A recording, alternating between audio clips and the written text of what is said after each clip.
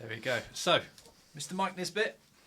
Hello. Thank you very much for joining me for my first in-time sessions with myself, Nathaniel Bawden. Thank you for popping the proverbial cherry.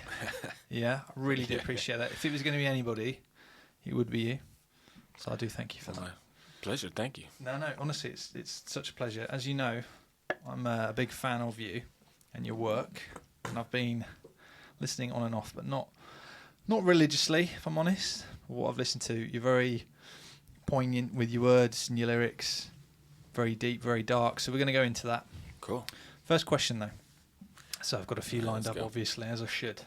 Is because I've asked myself this, which is why songwriting? Why not something else? I've tried other things. Yeah. I think it was because of the way other songs made me feel, I reckon. That was why. It was hearing, even from like being really young, listening to like Limp Bizkit or something like that, whatever. Yeah. Some punk stuff. It was always, oh, that's really cool. I felt really good listening to that. So I would like to attempt to make someone else feel that way. Yeah. And then it kind of progressed through finding like folk stuff and more things where lyrically it became more of a focus. So then I just kind of fell down that rabbit hole of trying to like chase that feeling of the same thing someone else kind of gave me at some point. You didn't fancy sort of copying Limp Bizkit word for word? And the I look tried. as well. You tried. We all tried. We all had a red cap, didn't we? I had the red cap. I had the trousers. Yeah. The whole thing, yeah. It was a phase, yeah. Yeah, I was fully there. Yeah. Absolutely. Yeah. But yeah, I did try other stuff. Yeah. Like,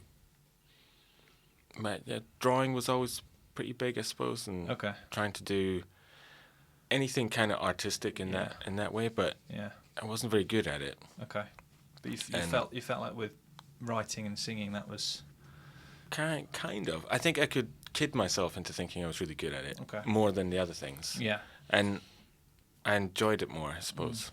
Yeah. So I guess a bit of a nebulous answer, but it's it's the one that worked as a way of trying to that's a tough question. Trying to communicate things. Yeah, I guess. I got you. So in terms of the enjoyment that came out of it, was that an enjoyment of producing something for external validation from those who listened, or was it more of an internal thing where it was like, look, I've written this thing, it makes me feel good?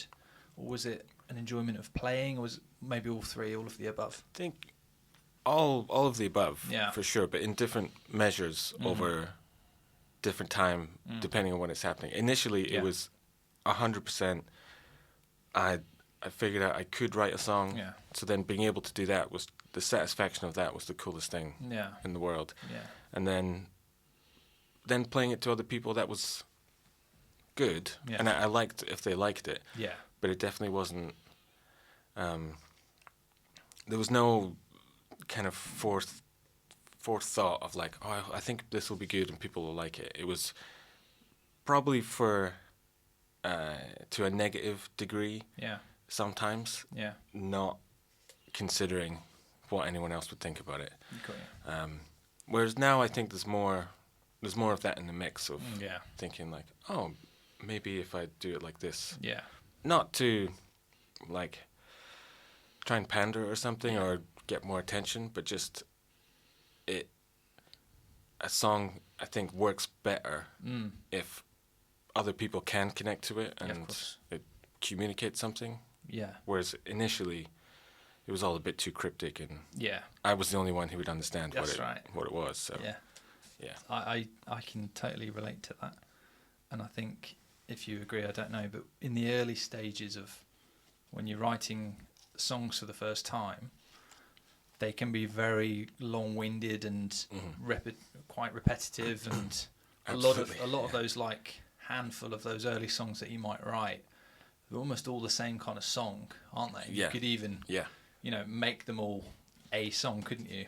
Because the themes are very similar and all of that.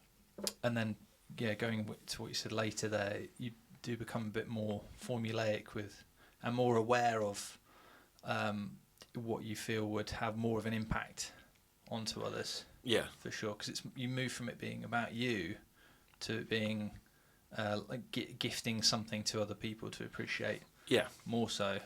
I think once you do it for a little bit, you kind of figure out that it's like, well, if I want to just sit in my room and play to myself, great, you can do whatever you want, no problem. But if you want to do a gig and hopefully someone else can listen to it and enjoy it, then you got to kind of put that into the mix a little bit. Yeah. And you definitely write the same song a lot. Yeah, for sure. And looking back on some things, you think, man, that doesn't even make any sense. What are you talking about? Yeah. Not that every song has to make sense, but sometimes, it's more like, wait, what are we even talking about? Yeah. Yeah, you can definitely get quite lost. Yeah. Lost is probably the good word.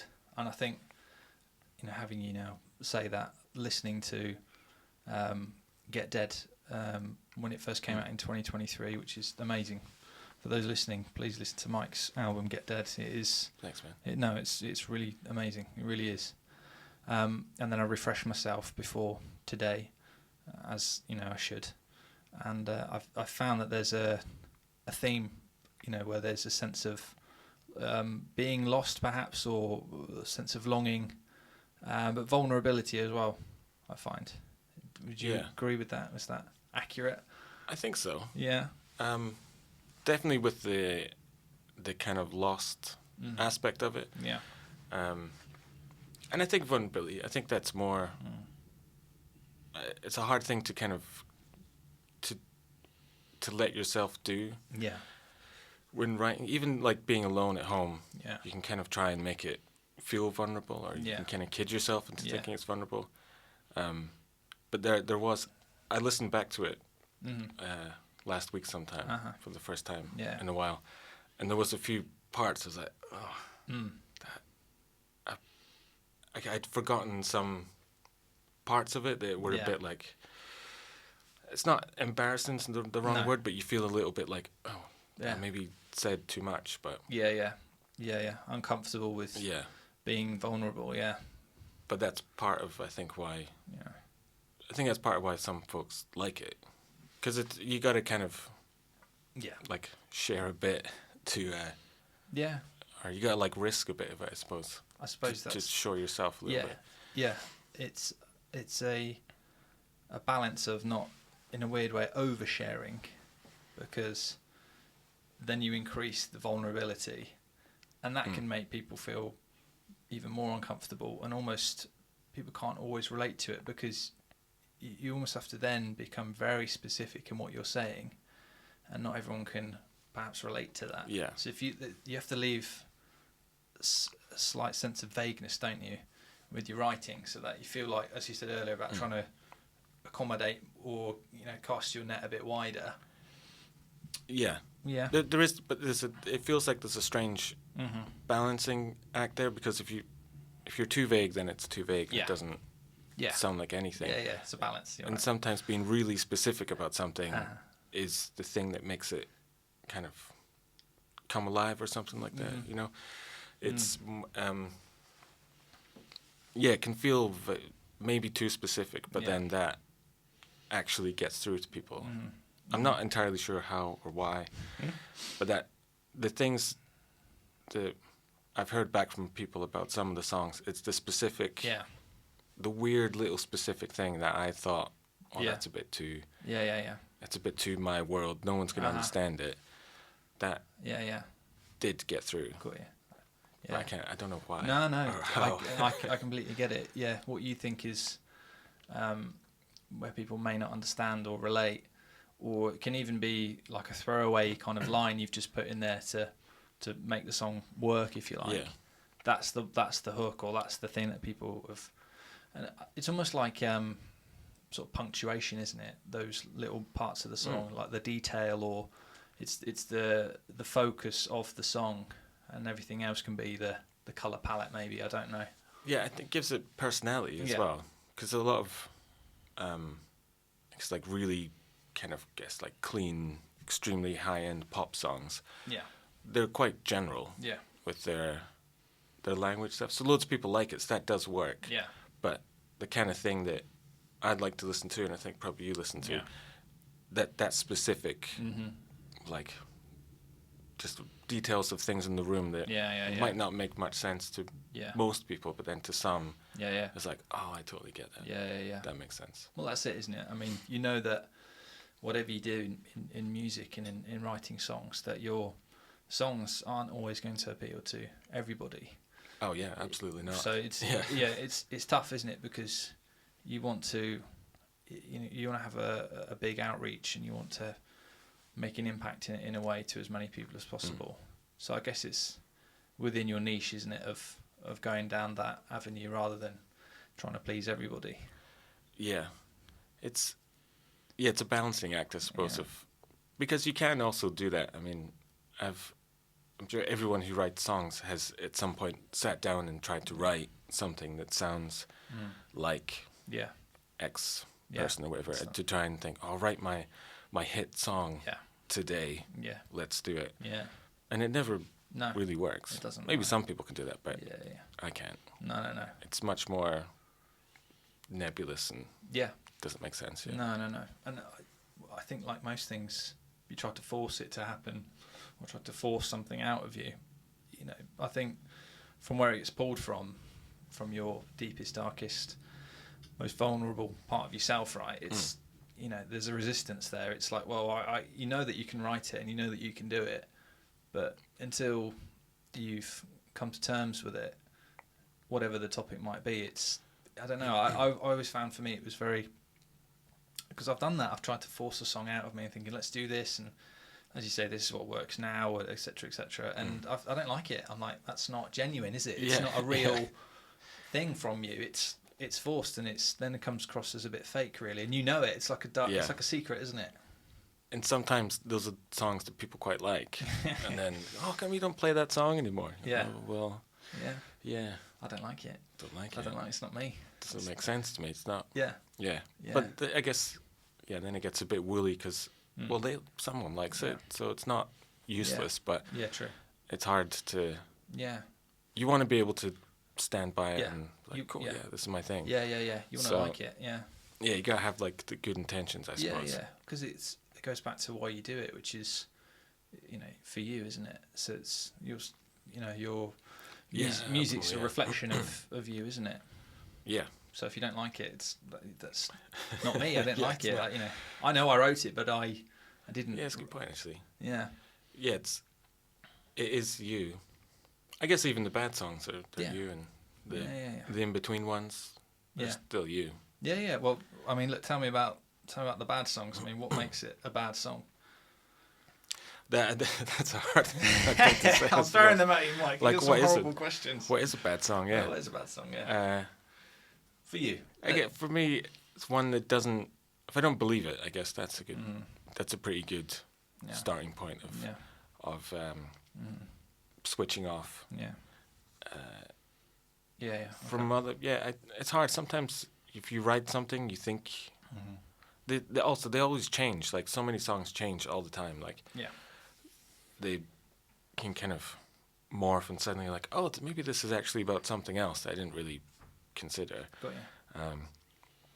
But I'd say from listening or just hearing songs, if I don't buy it, if I'm not believing it, then it's no thanks. Got you. That makes perfect sense. So, do you remember your first song that you wrote? No. No. I remember some really, really early ones, but not the first one. Got you. Because it would have been in like a really bad punk band, a pop punk band. Okay. In high school, so like maybe 12 or 13 or something. Yeah. Would have been something really terrible. 3 power chords. Yeah. Can't sing. Keep it simple. Yeah. Yeah. Trying to rip off like Blink-182 or Sum 41 or something like that. Sum 41, they were great. I'm glad that song is lost to the midst of time. No one will ever hear it. It might turn up somewhere, you never know. I hope not. Yeah, well, let's see. Now, when this video comes out and it goes viral, everyone's going to go find that song right Exactly. now, and there'll be some sort of recording in school that you weren't aware of. I hope not. Yeah, you never know. It could be there, mate. Maybe, yeah. It could be there, mate. So, what do you write songs about mostly? Is it people you've met, or is it just simply how you feel? Is it, we said about it being quite vague, but I listened to your stuff last night, and you do have those, in the middle of the night, or it happened here, and you've got those sort of, like, I've noticed the framework of how you write a descriptive song. So is there, like, do you trim the fat of a lot of your songs, or does it all just kind of come out and you don't adjust it too much? I mean, There's a lot of fat. Yeah. There's a lot of fat. Gristle. Yeah. I'd say that gets taken off. Okay. I think it's mostly about, whether I'd want to admit it or not, it's mostly about kind of relationships or love, anything, that kind of stuff. Like, yeah. the ultimate song, I suppose, that I'd like to write is just like a really good love song. Yeah. But it tends to, there's so many different feelings that come along with that kind of world, I suppose, and Yeah. all the disastrous things, but probably like relationships of all kinds, I suppose. Yeah. Friends, family, Yeah. lovers, Intimate that kind of things. relationships. Yeah, Yeah. that's kind of the main focus, I think. Trying to figure it all out, Yeah. I guess, and there's a lot of fat and gristle. Yeah. Like not everything, but a lot of songs might have like maybe 6 or 7 verses or something, and Yeah, then wow. they'll they won't all be quite complete, Yeah. but it'll be a kind of broader thing but that's just the kind of working out of the world and the what is the kind of nugget that I'm trying to get at. Got ya. And then anything that doesn't fit that just gets cut away. And Cut away. it usually ends up being, like, I'd say Get Dead was much longer. Yeah. It was maybe like twice as long. Right. In just little bits and little instrumental parts and extra verses, and then trim everything down. Yeah. Go, okay, this makes, That's the. hopefully is more of a succinct Got ya. point. Yeah. Yeah. Just don't want to waste anybody's time. That's one thing You only consider a lot. Get the point across. Look, I totally relate to that, and it is. I feel like it's a very necessary process. Yeah. Mostly because of the reflective, the thing that you get out of it, which is, like you said just now, it's like a way of working out what's going on, how you feel, relationships, things break down or whatever, things change. You go through something quite traumatic, let's say. Do you feel that when you're in that moment of putting it all down, and you've got like a 10-minute long version of a song, and do you listen back to it a lot? Do you go through it and then think, I feel better about the situation now? Do you get that sort of self-therapeutic, cathartic resolve from it, or is it simply just like, right, I need to just trim this and? Kind of. Yeah. I'd say kind of. At the moment, working on new stuff, and it's quite long. Some of it's only like half written and all this kind of stuff. But I listen to it fairly regularly to try and, I guess, it's like a distillation of it. So I kind of listen to certain songs over and over. I think, well, this feels like I'm just saying the same thing again. Yeah. Okay, that can go. Got ya. Got ya. But it doesn't really. I don't know. I think maybe finishing it feels quite good and feels kind of like once I figured out what I'm actually trying to say, that's usually when it crystallizes and I go, okay, I think I can feel better about this. Because usually it's something that I don't necessarily know. Yeah. it's maybe like a feeling or Yeah, and I just got you. things get written down. Mhm. But once it becomes more of a solid Yeah. shape, you're like, okay, I feel a bit better. Yeah. So But not often. I've got you. Yeah. No, it makes total sense to me. So it comes out of, would you say, sort of like an unconscious part of you? You listen back to it and you go, this song is about this, or this song is because of what's happened, and that gives you the direction to then, as we said, trim the fat and crystallize it and finish it off. Yeah. Yeah, it's like it's a lot of editing, I suppose. Not in a like technical, Ableton kind of way or something, but more like the lyric thing. Once the lyric is there, once that's been edited and trimmed and stuff, then that's kind of the base for everything else. Got you. But lots of it's very just throwing emotions down, trying to figure something out.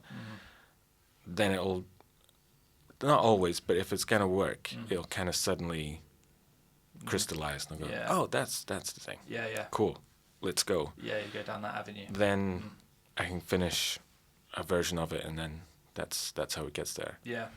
So there's a lot of things that just float about and maybe never become songs. I agree. Yeah, that was going to be my next kind of question. Was are there any other songs that you've got that are just still floating in the ether that are just unwritten? Yeah, absolutely. Unfinished. Yeah.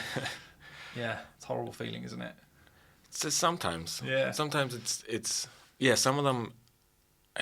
There's some I really like. That I like the melody or the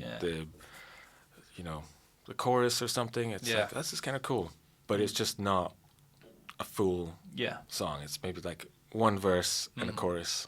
Like, that's cool. That's cool. But it's never become anything else. You can't. I guess you could just put that out, but it's not. No, it's it's not quite the whole thing. Yeah. And maybe part of me thinks if I just hang on to it. That's right. Maybe one day the other half will appear. And go, that's it. Have you ever had that happen? Yeah, for sure. Yeah. Yeah. Not some of them I think are definitely gone. They're definitely dead. Yeah. Fine. It's just for me. That's okay. So I've got I've done that myself, where I've had like, as you say, a verse or a chorus, and you just play that over it for years and years and years and years, and then some point something just reveals itself and I go, that was the bridge I was looking for, or that was the thing, and then it's such a relief and a sense of joy, because you're like, I finally squared it off, I can put it to bed almost. Yeah, it's kind of like solving a puzzle sometimes as well. It's like, this could work, it just needs this, it needs this. You try different, you keep trying different things, and then suddenly it clicks. It just that does. Is very satisfying. Yeah, it is when that happens. And therefore I don't have to ever play it again. Yeah, because I've been playing it half baked for so long, and I can finally square it. But that was the next thing I was going to say. Was I have a theory as to why a lot of these unfinished songs sort of stay, as we said, quote unquote unfinished, because I feel like it's almost like they've done their job for you sometimes. You've gone through a little bit of a, I don't know, let's give like an example. Let's say you've had a fling with someone which lasted like 3 weeks, and it was a whirlwind. Yeah. You know it's not gonna. Sometimes, there was a time. That in the broader, bigger picture, that those 3 weeks are only 3 weeks of time. But at the time it was quite, like I said, it was a whirlwind. It was quite impactful. So let's say off the back of that, you then write a song about this person whom you don't know very well, but they brought out the deepest parts of you, and it was a fallacy, it was crazy, it was whatever it was. Could it be some like things like that are those sort of fireworks of life, let's call it, where it might lead into an unfinished song, where you just have a verse, you just have a chorus, you play that over and over again, and then your brain goes, all right, I've put that situation behind me. I've processed what happened to me in that scenario. Would you say that might be? That's my theory. I don't know. I think No. it's maybe. Yeah, maybe. So I find from those kind of situations where it's a bit Mm. like short term or not even like a relationship thing, could be just like a life thing that you physically are kind of gone from it. Yeah. Those I tend to write the best stuff from that kind of Yeah. moment, I suppose. Yeah. Yeah, I'm not sure why those little ones linger around. Sometimes I just feel like I'm not. No. I could just work harder and figure them out. But then it goes back to what we said earlier about trying to force. Then you can't it force to it, work. yeah. And then you just know it's not. Have you ever thought about giving those unfinished songs to other people to just figure out maybe or collaborate? Sometimes, yeah. There is some stuff I've tried to share with people and like, because some things are just instrumental parts as well, which I think sound cool, but I just never inspired a lyric from it. Yeah. But I like the music. But nothing's ever come of it. Got you. Also, I definitely feel quite guarded about that. Yeah. I'm up for writing stuff with other people, but there's something. The actual writing of my own stuff is very much, It's yours. for better or worse, it's like that whole tortured artist thing of sitting in the dark, glass of wine, typing away. It's not very dignified, and if someone else is looking, someone else is even usually like in the house. Like, no, it's just not going to happen. Got you. It needs to be. It's your thing. In my tower. Yeah. You shut the door. No. Yeah. But I think that goes back into what we said earlier about the vulnerability side of songwriting, where you know that it's an intimate, very personal aspect of your life. That's something that's happened to you or something that you're feeling at the time. And I think too, at that stage when it's unfinished and you haven't processed it or come to terms with it yet or put it to bed, you're not willing to share it at that stage. Yeah, absolutely. You don't want to do that. Yes, especially if it's something, if you're trying to work out something really personal, that maybe you haven't even admitted to yourself yet. That you're, whatever situation, you're missing someone or it's over or whatever. Maybe you're still figuring it out and trying to put that into a song, which is a weird thing to be doing, I think. It is weird, but that's the question: is why do we do it? I mean, that's a good question. Why do we do that? It is a good question that sometimes I don't have an answer for. Because surely it's counterintuitive, because you are making something that, in a way, deserves to be shared. But like we said, whilst you're writing it, you don't want to share it. You don't want to put it out. You don't want to. Hey, come and listen to this thing that's happened to me. Yeah, I got my heart broken yesterday. And or if someone asks you and says, "What's this about?" Then you're like, It's about this really hard time I was having. And, Sounds great though. Yeah, listen to those drums though. It's a great product. Yeah, sounds great. Can I share it with my friends? No, not yet. But at some point that changes, doesn't it? You finish the song and then you're like, now I can share it with the world. Now I'm comfortable to put it out in the world and have other people listen to it. So at what point does that change? What point does that move along? I'm not really sure. It tends to happen, for me it happens kind of in a weird, once there's enough songs together, so it's kind of in the shape of like an album or whatever, maybe just an EP, that's when it kind of makes itself like a certain, it becomes a certain thing bigger than itself, and then I guess it just switches. It kind of I can see it as something that someone else might listen to at some point, and then it becomes kind of different, I suppose. So it's I guess it grows to a certain point that then it kind of tells you someone else would probably like listening to this, because up until a certain point it doesn't sound like that. It just sounds like you, it's raw emotion, isn't complaining or moaning about something, or or just it's just a bit raw. Like, no one else wants to listen to this. No. And you're generally right. Yeah. But if it kind of makes itself known, I think, which I guess for most stuff, like inspiration wise, for creating things, it doesn't, for me, it's not very musical. things like documentaries about painters or sculptures or something like that, as kind of stupid as this sounds, someone trying to finish a painting is much more, frames it better in my head. Yeah. So it's the same like someone making a painting. It eventually you see it and you go, oh cool, there it is. Yeah. So it's more like that than yeah.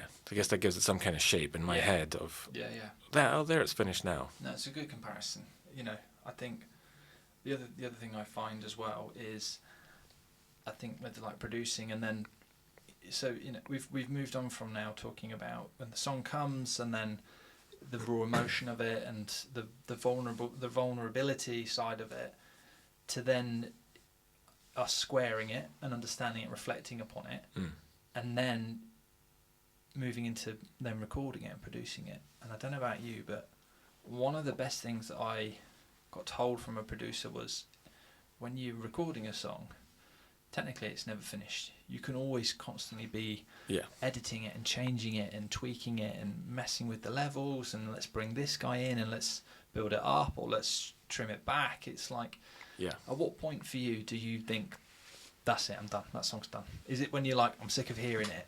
Or is it when you're just like, I can't add any more to this, like I don't feel like there's anything more I can do? Yeah, kind of. I think more the latter of it. I tend to sit now with the last few things I've done. I've recorded everything at home. Yeah. It's all self-produced kind of stuff. Yeah. With a couple of studio trips, and there is a danger with the fact that if everything's there, I've got mics at home, I've got the keyboard, got the guitar. Yeah. I can do another take if I want. Yeah. And that tends to be maybe the time I think I could do a better version of this. I'll do another take. It'll sound like crap. And then I'll look back at the previous version and go, oh, that's the one. Yeah. So it's kind of doing it until it's not very good anymore. Yeah. Then going, okay, I've gone past Yeah. the point of it being good, so let's go back there. Yeah. And that's the finished. Keep it there. So I guess it's not being able to make it any better. Yeah. Yeah. Okay, it's done. Yeah. That makes a lot of sense. So as weird as it sounds, it kind of lets itself be known. Yeah. It's like, yeah. And you can add, like with, computers and stuff now, you can, like you say, you can just keep adding stuff. Yeah. You can take things out. You can do anything you want, really. Yeah.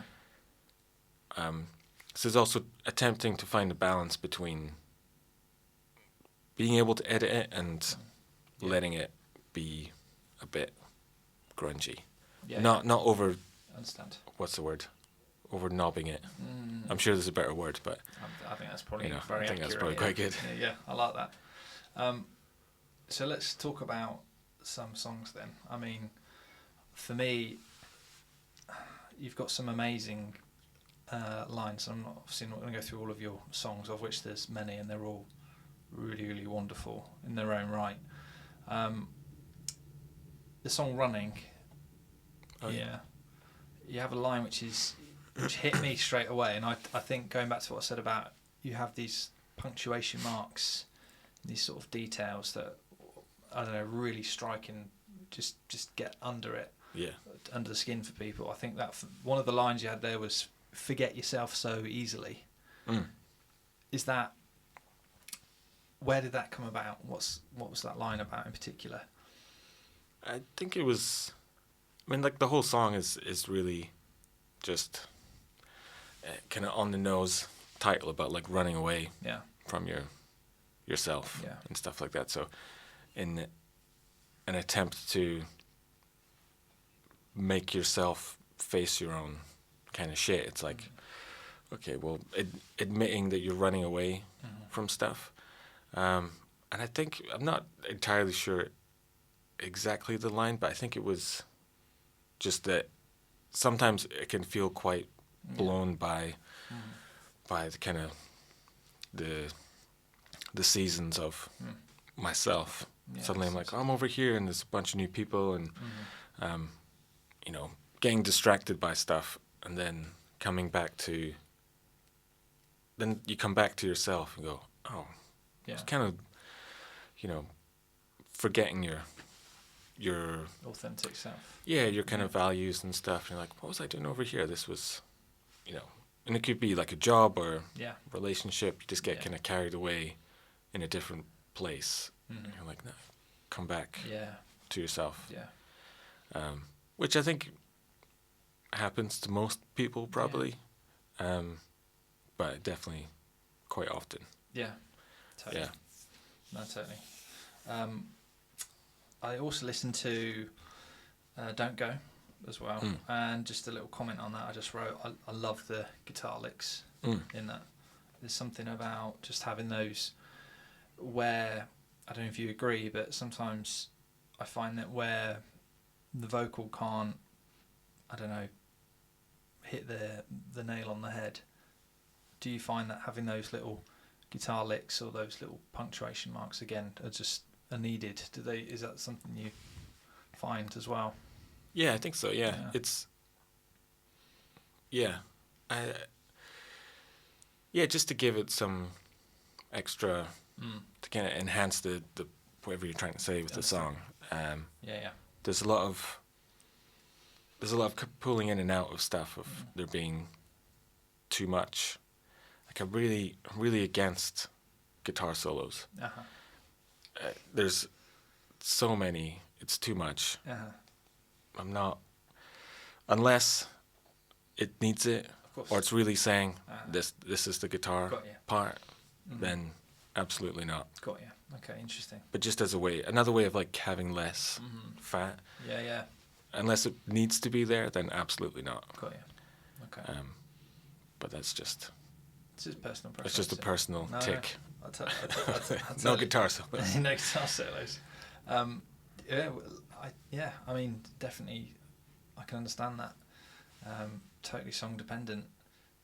For me, I didn't put guitar solos in my stuff for a very, very long time, and I don't know. I think now I almost think, should I have a guitar solo in there? And some stuff doesn't. It's almost like the similar way with you, where you've got those little bits here and there, those sort of question answer phrases here and there, and almost like an outro sometimes as well. So it doesn't need like and here's the guitar solo and everything else has to quieten down and listen. It's because you, like you said, you still keep the story going, don't you? You still, try to tell what you're trying to tell. Yeah. I think going back to the start where we were talking about making stuff solely for yourself, and you're entirely the only thing you want to listen to, which I'll happily listen to just acoustic guitar, vocals, 15-minute story with no chorus. Like, sounds great. Yeah. Love it. Yeah. But not many people want to listen to that. No. So putting in those little musical elements, I find that's part of the making it a really good thing to listen to. Yeah. And then you can sneak the story in. Yeah. Got you. Around it. Yeah. So people go, oh, that guitar's nice. Yeah. And then you hit them with some kind of line about dying or something, Yeah, of course. Yeah, just to brighten the mood. Nice to brighten the mood. Yeah. The balance. I'd have to say that for me, I think the song "Real Love." I've heard you play that a couple of times. It's always one of those songs that, when I've watched you play and observed you play, and I'm looking at the crowd, that everyone sort of puts their drinks down and they're on you like that, which is a lovely thing. I think then you've got something, don't you? But "Real Love," I think, it goes back to that theme that I've picked up on. This there's a lot of a sense of being sort of lost and a lot of hurt that's in that. And I mean, there's no question there. It's just "Real Love" is great. Oh, thanks. It's just a great one. Thanks, man. So I think what we'll do got about 5 more minutes, and I think probably the best thing to do is, because now we've been talking about who you are, what you are, we can all that stuff. Well, now we can talk about what you're up to and what's the plan is sort of moving forward. So you've got got a gig tonight, so that is Hello. how rude. So that is so tonight, 13th of Feb, which is the date of us recording this show, and that's at the Camden Club. Obviously, when this gets broadcast, I don't know when that's going to be, but you're busy. Past. Yes, in the past. So I will have rocked out at the Camden Club. Welcome to the future. Exactly. You've rocked out the Camden Club already, by the sounds of it. It was sold great. out. How was probably. it? Yeah. Packed. Fantastic. There you go. One of the best. Yeah, one of the best shows. Yeah. What have you got lined up coming up in maybe late Feb, March time? There's plans afoot for a tour, which I'm just toiling away, trying to organise. I'm not very good at organising things. So, if there's any managers out there, any booking agents that can help me out, that'd be great. And otherwise, mostly just toiling on a new album. Cool. That's the Brilliant. the main the main focus. Cool. Rather than there'll be more shows, I'm sure. Yeah. But nothing's set in a diary. Got you. But mostly alone in my cave trying to finish another album. Because why not? Yeah. Well, yeah. Just keep going. No, I mean, look, I mean, that's as we said already. It's for you, isn't it? You write songs for you, and it's, we reflect upon it, and we feel better because of it. And you're not going to stop doing that, are you? It's part of what you do, isn't it? I did try to stop. I was going to say, have you ever tried not writing songs? It's horrible. It's horrible. It is horrible. It's really terrible. Yeah. And I tried. I thought maybe this isn't for me. Mm-hmm. Maybe this isn't the plan. Yeah. No one was really listening. Mm-hmm. I don't know. Just was a bit stuck, which I think everyone gets stuck sometimes. Yeah. I was like, all right, maybe not. Let's put it down. Miserable. Yeah. And then that was not long before the pandemic kind of hit. And then once that started, and we all just had to stay at home and had nothing else to do. Yeah, that's right. There was immediately what happened was pick up the guitar. Yeah, definitely. Songs. Yeah. So, denying yourself is not good. Yeah. Not a good plan. Yeah. Even if no one listens, like I'd still, I've proved to myself that I'll do this whether people listen or not. So I hope they enjoy the songs. No, listen. Otherwise, like I said, I'm a big fan of what you do. I think you're very, very talented. Thanks, and man. Listen, I wish you best for all the future, and I look forward to the new album and some future gigs. I'm trying my best to attend as many as I can. Yeah, all right. We'll do some shows together. I'm sure as well. That sounds cool. Definitely. Let's do that. In the bill. All right. So, thank you, Mike Nisbet. Thank you for christening the first show of In Time Sessions with My me. pleasure. No, absolute pleasure. Thank you for coming. So what we're going to do now, we're going to just pick up your guitar and you can play. Cool. And whenever you're ready, rock and roll. Yeah. Mr. Mike Nisbet.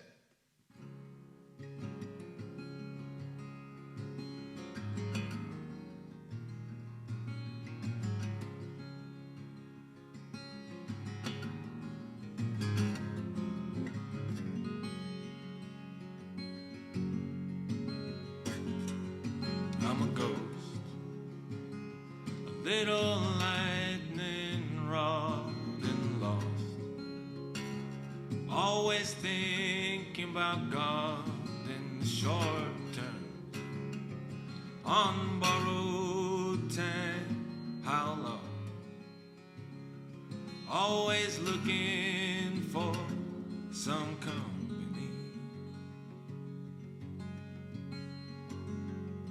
But who's gonna change you now?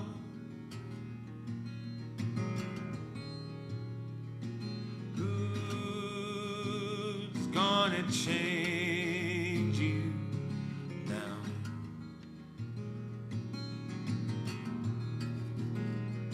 I'm a man, but I don't know what it means.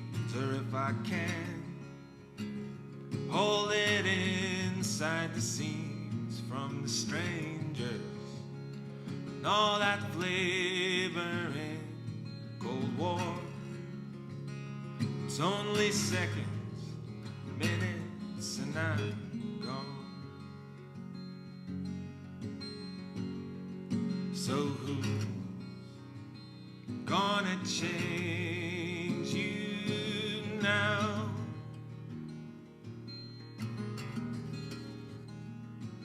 Who's gonna hold you now?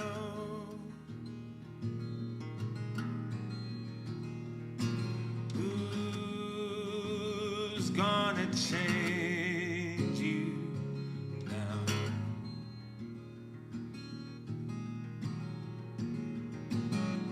Always dancing underwater. I want big American space, living in that lucid dream. Don't want anyone to know what I mean, 'cause I'm a cathedral, majesty with a kiss and a song. Sure thing I can't miss, pure victory. No, there's not enough time to take the injury, and I don't need your time in my prison. So who's gonna change you now?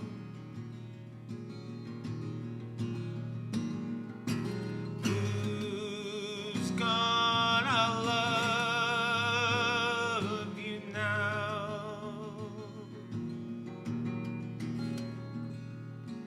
Who's gonna change you now?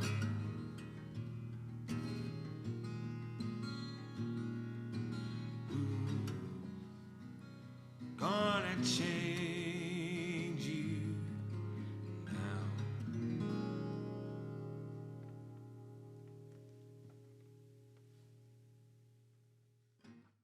Okay, real love.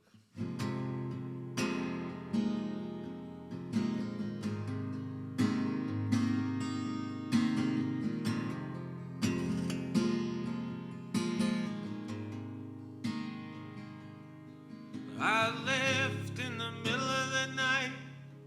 There was a century storm brewing. Don't know why I cried, and I don't know what I was pursuing. The moon was a piercing sickle, and I hear the deep dark night chewing. The radio was howling in the corner, and I felt my ragged heart renewing. Real love I feel for you. Keep dancing, I'm dancing next to you. It's real love I feel. Keep dancing, I'm dancing next to you. There's no ties in this or the next one, all falling, rising forever, a skyline. Sunday morning with a secret kiss, we're eye to eye like crystalline. Dream of kissing your waterfall, turning water into wine. Can you hear the walls rattling? I let it in, you danced, I danced, we're both divine. 'Cause it's real love I feel for you.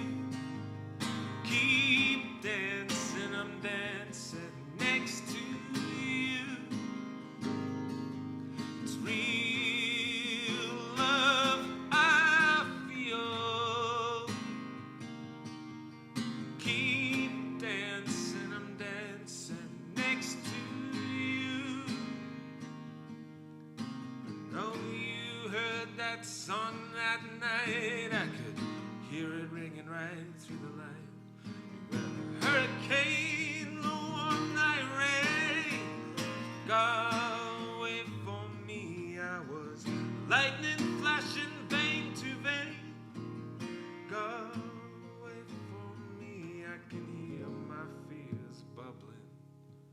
I hear the renegade drumming.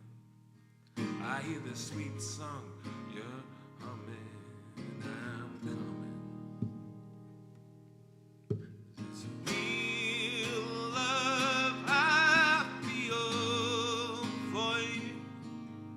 Keep dancing, I'm dancing next